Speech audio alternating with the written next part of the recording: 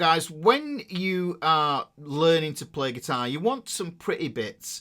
You want some frilliness that you can play on some of these strings up here. Now, I think this is great if you are playing with another guitarist and say they're playing a 3-chord trick, sort of like a C, F or G thing, or an A, D and E, or anything like that. What you can do is harmonize a different part in a different part of the neck. And I think what's good is to keep this idea really simple. We're going to have 3 major shapes and 3 minor shapes, and we're only going to use the G, B and E strings for this. So the first one I'm going to pick on is this D shape here. Now, you can relate all of these shapes to the cage system as well, and you'll find that some of these will repeat. So this is essentially the D shape. I'm only playing the G, B and E strings throughout this whole lesson. So we've got the 5th, the root and the 3rd here. Now, you could think of this as being a second inversion triad if you wanted to. You could think of it as that, but I'm just going to think of it as a D chord, okay? Now, because chords move like notes, if I take this up a whole step, yes, it becomes an E.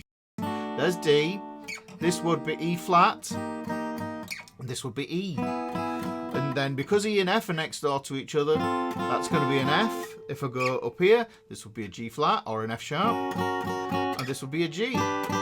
Hopefully you can see what I'm doing is I'm just moving these shapes around. So if somebody's playing a G down here, what can I, as the second guitarist, do that isn't going to sound muddy and complicate this harmony up? What we want to do is I'll go D, E, E and F are next door to each other, and there is going to be G. So I could play this. Yeah? And this is a good exercise as well. If we want to take the open G chord there, and then I'm using the 3rd finger, you can see there, because that's why I've got this 4-fingered G on here. That 3rd finger, I'm using it to target this D shape up here. So go from a G to a D up here. And then if you want to show another guitarist, say, I'll play it here, you play it here, and just articulate around it. Yeah, so you've got that option there, and that's just a way of thinking about it over one chord. But say we wanted to play this in the key of D, then what we can do is we can use the dots here to help us. And I'm looking at the dot at the 7th fret and the dot at the 9th fret here. So this is where the D shape is, and if I want chord 4, and if I think about it, I'll go chord 1, 2, 3, 4, 5, 6, 7. Those are the chords I've got. So if I go up 1, 2, 3, 4, D, E, F, G, and then I'll look for chord 5 as well while I'm here, G and A. So if I go here, this is a D, this is a G, and this is an A. Because I'm in the key of D, what I can do is I can include that D string. That's a lot of fun as well.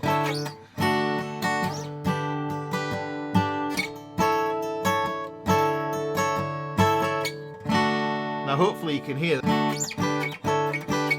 You'll have heard that in lots and lots of songs, so this is something that you can actually use. I'm going to show you another shape, and this is another major shape. We're going to use the A shape, but we're not going to use all the A shape. All we're going to do is use the G string, the B string, and the thin E string, so we're going to use this. We've got the root, the 3rd, and the 5th there. The root, 3rd, and then the 5th is this open string here. So we can look at that there and think to yourself, okay, so that's an A. Now, here's the thing. If I move this up a whole step, we get a B here. This is a cheat. This is a C. Notice I've put my 1st finger on to replace the open head note there. That's A, B, C, D. So here, look, remember I played that chord with the D open there. Like I say, we can take this shape up and we can use these frets as well to help us yet again. So here I'm thinking to myself, that's a major shape, using part of the A shape there. Now, if I want to get chord 4, I'm focusing on fret 7 and fret 9 again here. There's my chord 4 and there's my chord 5. So if I play that there,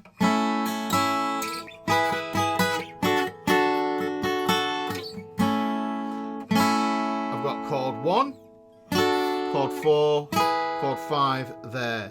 Because this is essentially in the key of A, I could use the open A string here to have some fun with that as well. You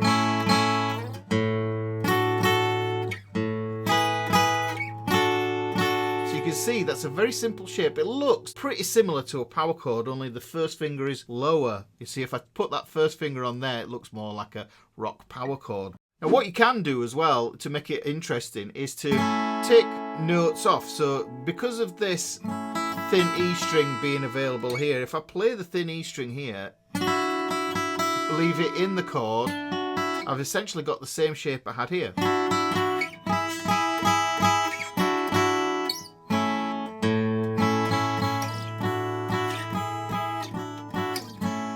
And I've got an interesting way of playing that 3-chord trick, that 1-4-5. Now if somebody's playing that A down here and I want to play something, I could play it up here. That's a really cool way of doing this. Now the next shape we're going to do is we're going to use the same 3 strings, but what we're going to do is we're going to use partial E shapes here. Now this doesn't look much like an E shape, but if I turn it into a bar chord, there's the full bar chord. You might be familiar with this bar chord and you think to yourself, well, if I take the top 3 strings on the E, A and D, I get a power chord there. But what if I just use the bottom 3 strings towards the floor, the G, the B and the E? And it means you have to put a little bar on here like this, yeah? But we get this little shape here. This is a super useful little shape. You'll play it a lot. So you can see there, you can see my first finger just holding the bar. And I've got that there. Right. So now what I can do is I can do the same thing here. And I'm thinking to myself, I'm in the key of G. So if this is a key of G there, now count up on my fingers, I go G, A, B, C, D. So I know I'm looking for C and D. Now it just so happens when I play this chord, I get the 3rd here, I get the 5th here, and I get the root here on the E string. So we've got a second inversion going on there. So get that there. Okay, so I said G, C and D. So there's a G, there's a C, and there's a D. So I'm just going to move that shape to those positions.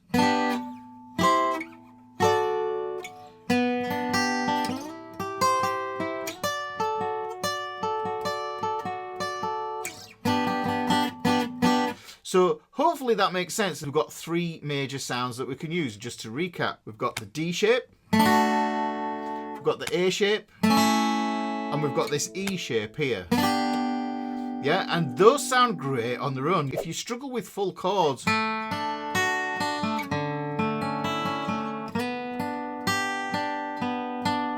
you can use those in position. And this is part of the idea as well, guys, is just move these around. Use them over all the chords that you can. You play a full song just using these instead of just playing your cowboy chords or your strummy bar chords or whatever it is that you're using. These are the majors, like I said. Major, major, major. So you can hear that those are bright and uplifting. But what we need to be able to do now is turn these into minors. So here's where it's super easy. All we need to do is adjust those 3 shapes that we started with. We've got the 5th, the root, and the 3rd here. Now to make a chord from major into minor, what we do is we take the 3rd, which is here in that D shape, and we flatten it 1 fret. Or a half step. So you can see there. So the shape that we get instead is this. So you can hear automatically that sounds sad. So we get this D minor chord here. Right, okay. Here's my chord 4 in the minor. Here's my chord 5 in the minor as well. So we can do that same thing about moving this shape along. And you can move this into other positions as well. Like we transposed this D shape in the beginning, I can take this. This is a D minor. If I move it up a whole step, it becomes an E minor. And just to prove that, I can borrow this open thick E string as well. So there's an E minor. And I'm looking at my root note on this B string here because this is the E note. Move up a half step, I get an F minor. Okay, here's G minor, and here's A minor. Okay, B minor, C minor. We can use this idea, just moving that same shape up and down here.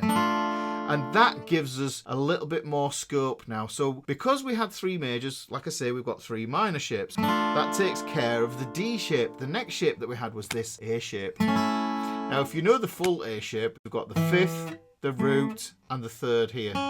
If we flatten that 3rd there, what happens is we get this A minor chord. That's how it works. But if we just keep it on the G, B, and E strings, what we end up with is this shape. Now guys, don't worry about memorizing these because there is a free PDF linked in the description below. Now what I do is I move that up. Notice how I'm taking that open fret up with me. There isn't a place for me to put my finger because it's an open string. If I move that up 2 frets and put my index finger on there, this gives me a B minor. This is the most cheating B minor you could ever play.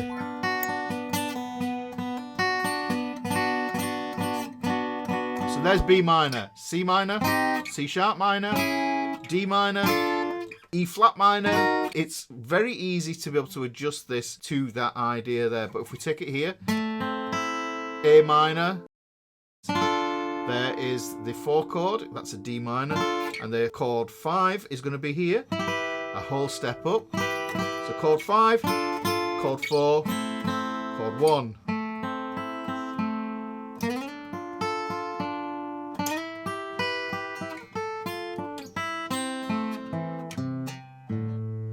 Yeah, so what we can do is we can add those there. Now, the last shape that we have was, we had this one, if you remember. This was born of that E major shape here. Now, if I want to turn this into a minor, all I need to do is flatten that 3rd.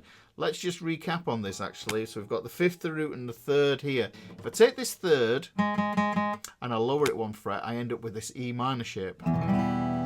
And actually, if you look, you can see underneath, I'm not playing anything on the G, B, and E strings. So those 3 open strings are actually an E minor chord. There's an E, there's a G, there's a B there. It works exactly the same as this one that we had before. The root note of the chord is going to be on the thin E string. So if we look, we think E minor. Play those 3 strings there. So that would be E minor. If I bar all the way across here, this is going to be F minor.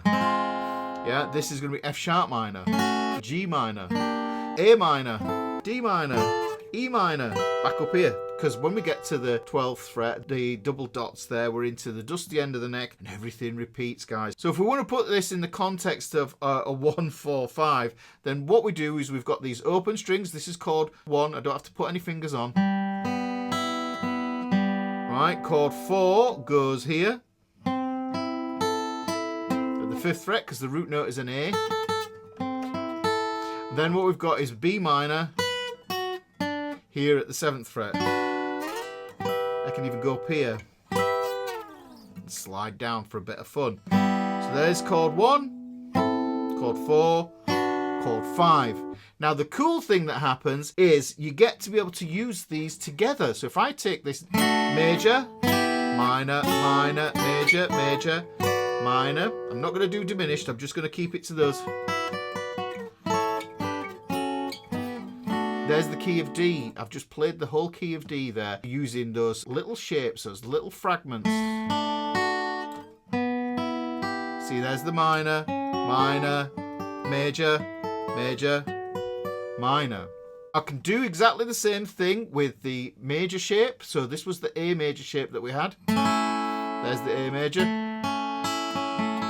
The next chord up would be B minor, so go up a whole step. There's B minor, C sharp minor. Then we get a D, and I'm just switching between these shapes. Here's an E. Does this make sense? If it makes sense, drop a comment below. If it doesn't make sense, this takes a little bit of time. You've just got to put the work in. So there's the D, there's the E. Now the next one we want is the F sharp minor. You see the full chord lives there. So that is a way of playing that key. I can even play that with the open A string as well to help embellish that and give it a foundation note.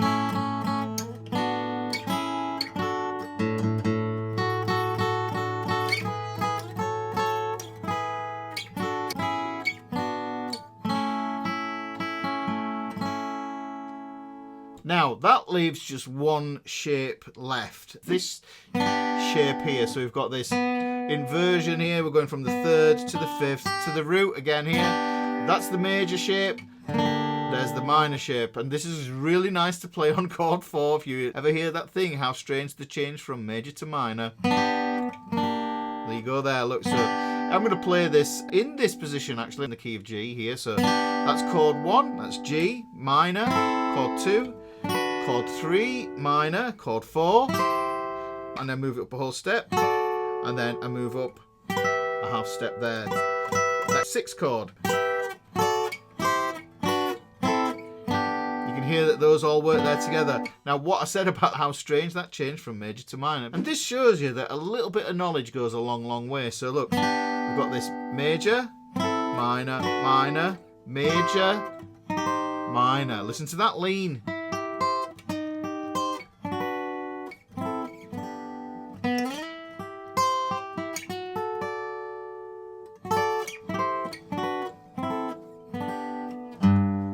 We can apply that, like I say, over multiple chords. And if you enjoy this kind of stuff, then you might enjoy this video just here.